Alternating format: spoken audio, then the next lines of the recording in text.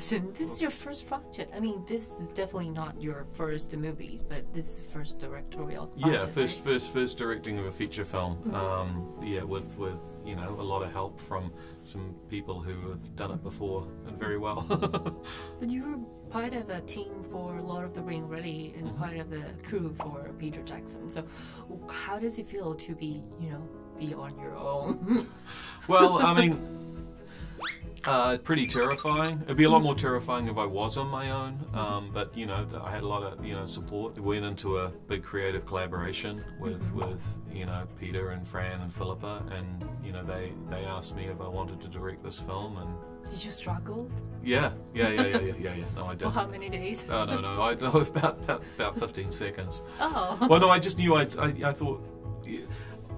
It was very easy to like have all the fear hit me of like and invent all the excuses as to why I should say no, but they were all just based on fear, and it's like, well, you know, you're not in this game if you're gonna react to fear that way, you know. Right. You know, so I said yes, and then it was just the you know, every day was just chipping away at the marble until it's sort of, this is a result of 2 years of collaboration with Peter, Fran and Philippa. Awesome. Great. 2 thumbs up. Oh, fantastic. Oh, I'm really glad you liked it. But what was the biggest fears before you took the project?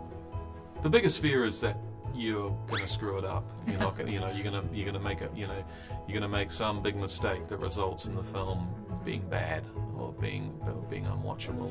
But the biggest challenges were actually design a new world, a new cinematic universe that's also our future. So there's lots of examples of that in a lot of these dystopian apocalyptic films, and we didn't want it to be that. We knew we didn't want it to be steampunk. We knew we didn't want it to be apocalyptic, so we had to go beyond an apocalypse to a whole culture that's grown up around the principles of municipal Darwinism and moving cities that, you know, consume other cities for their resources. Right. It's almost like a nightmare for every kid, like being haunted by bigger things. Yep. You know, when we were kids, is there any inspiration for you?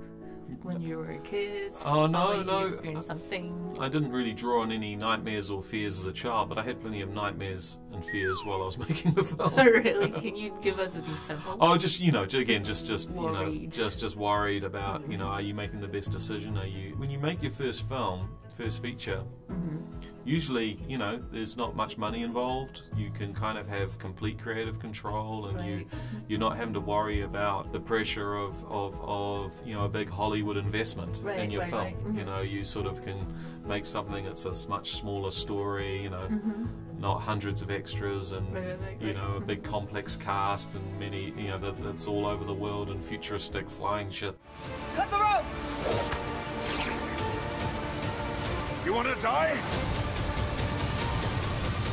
Directors on The Hobbit, you know, I'd worked with big crews before, I'd worked with a lot of visual effects before, so technically I'd had experience, but still nothing prepares you for being the one on set who's ultimately responsible for every decision. The best reason for the audience to see the movie? It's a new cinematic, it's something you've never seen before, but it also has a real human heart with real human characters. Stay out of sight until I give you the signal. What signal? Trust me, you'll know. I'm not that subtle.